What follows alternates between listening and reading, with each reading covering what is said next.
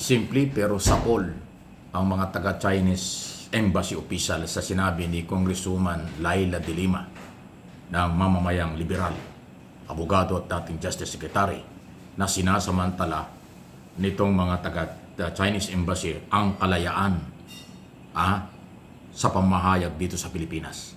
Kasi sa kailang bansa, walang kalayaan ang kanilang mga mamamayan sa pagkontra at pagsasalita laban sa kailang gobyerno.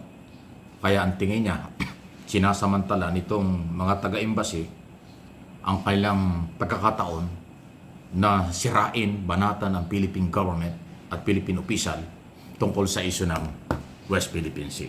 Eto, pakinggan po ninyo itong balitang ito. Totoo naman alam naman natin iba ang Chinese government. Sa Pilipinas, malaya ang meron talagang totoong demokrasya. Yan, si JC Cosimo. Tuloy-tuloy pa rin ang palitan ng mga maaanghang na salita sa pagitan ng ating mga opisyal at ng Chinese Embassy. Una nang sinabi ni mamamayang Liberal Party List Representative Laila de Lima na nakakatawa raw kung paanong ine-enjoy ng tagapagsalita ng embahada ang freedom of speech sa Pilipinas. Hindi naman daw kasi nila ito magawa sa China dahil kontrolado raw sila roon ng one-party dictatorship. Ang sagot dyan ni spokesperson Li Jinping, mali at hindi raw nakatutulong ang ganyang mga pahayag. Giit niya, nasa Pilipinas daw ang mga kawani ng embahada at diplomats para maging opisyal na kinatawan ng China. Hindi raw sila bisita dito sa Pinas. Hindi rin daw ibig sabihin na dahil may freedom of speech ay malaya na ang kongresistang atakihin ang China. Huwag daw masyadong pilitin ni De Lima na mangialam sa China. Bastos at walang respeto rin daw ang paggamit ni De Lima ng mga salitang dictatorship para ilarawan ang kanilang bansa. Hindi raw yan angkop sa isang mambabatas. Wala pang bagong sagot si De Lima sa mga pahayag na yan ng embahada. Pero para sa isang maritime law expert, ang mga ganyang aksyon ng Chinese Embassy ay maituturing daw na panghihimasok sa domestic affairs ng bansa.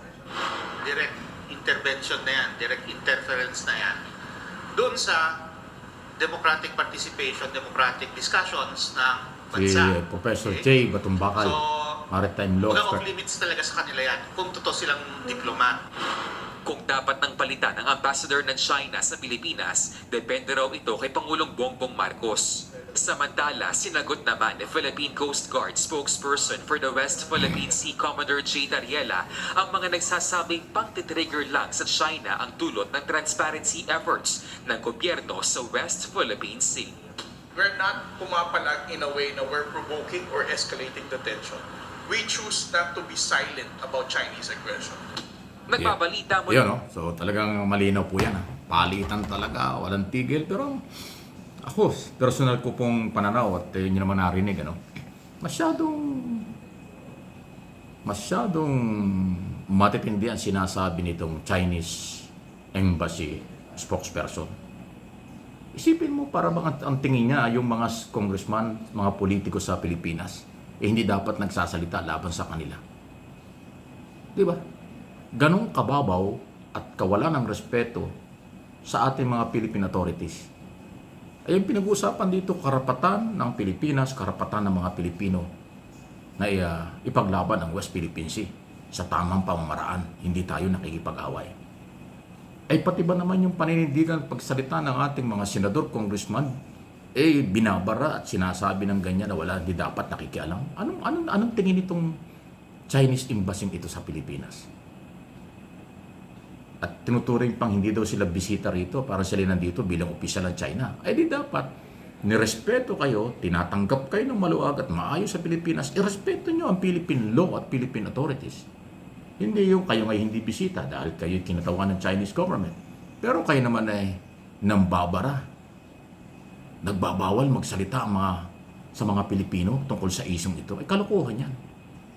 Paswerte itong Chinese embassy official dahil mabait at independent ang foreign policy ni Pangulong Marcos. Itong klaseng ganito mga pamahayag, ito dapat ay pinapauwi na. Alam niyo sa ibang bansa, hindi pwedeng ganyan ang style ng opisyal na dayuhan. Pinapalayas yan, pinapaalis yan. Dapat ang isang dayuhan, pag dumating ka sa isang bansa, magpakumbaba, irespeto mo ang mamamayan, irespeto mo ang batas at yung karapatan ng mga tao. Hindi yung kayo nga ay dayuhan, dumating lang kayo rito, kinatawa ng inyong bansa, kayo pa yung mataray at kayo pa yung malupit magsalita laban sa aming mga opisyal ng gobyerno, both Senate and Malacanang, at mga Coast Guard at military. Abay, sobra-sobra yun. Subukang gawin ng Chinese authorities sa ibang bansa. Kung diyan kayo naka-assign, halimbawa naka-assign kayo sa Japan, naka-assign kayo sa South Korea, naka-assign kayo sa Australia, New Zealand at Amerika, Canada. Doon kayo magsalita laban sa mga opisyalis ng mga bansang yan. Tingnan natin kung tatagal kayo ng 36 hours, palalayasin kayo. Maswerte pa kayo sa Pilipinas kasi ang Philippine President Marcos Jr. hindi kayo pinalalayas. Pero may kapangyarihan ng Philippine government palayasin ang sugo ng ibang bansa na walang respeto sa Philippine law at Philippine authorities. Yun po yun. Doon sa mga nakakaintinding Marcos loyalists, Marcos supporters at silent majority, naintindihan nila yung sinasabi natin. Pero siyempre yung mga pro-China na mga bulag, bingi, mga inutil, mga taksil, hindi yan nakakaintindi, kakampihan pa nila yung pang-aabuso ng Chinese government at Chinese embassy sa ating mga politician. Kalokohan, kampihan sila. Pero ako hindi. Paninindigan ko mali ang Chinese embassy. Mali ang Chinese official na yan. Rumispeto ka sa aming mga opisyalis ng gobyerno at mga Pilipinong naninindigan. Huwag mo kaming diktahan at huwag niyong pakialaman ang sinasabi ng mga Pilipino. Karapatan nila yon. Huwag niyo kaming igaya sa inyong bansa na kung anong sinabi ng inyong presidente, ng inyong mga leader, tinatanggap ng inyong mga mamamayan. Hindi. Sa Pilipinas may demokrasya. Demokrasyang pwedeng gamitin sa maraming pamamaraan. Pero yung pagbawalan mo magsalita, kalokohan. Sobrang yabang. Sobrang mapagsamantala itong Chinese embassy ito sa aking personal na opinion. Ang mga Pilipino sana'y magkaisa. Ang problema lang, may mga Pilipino talagang pro-China. Pero maniwala kayo, kakaunti yan. Mas maraming Pilipinong totoong nagmamahal at malasakit sa West Philippine Sea at sa ating karapatan. Yun po yun. Please like and share. Hindi po tayo nagagalit. Idinidiin lang natin yung aking mga interpretation, opinion, at pagganalita dyan sa isyong ito. Kasi atin yan. International Court ang nagdesisyon, atin ito. Ang mga nakatira dyan, Pilipino. Maliwanag yan sa sikat ng araw. Kaya huwag kayong maniwala sa mga taksil. Kakaunti sila.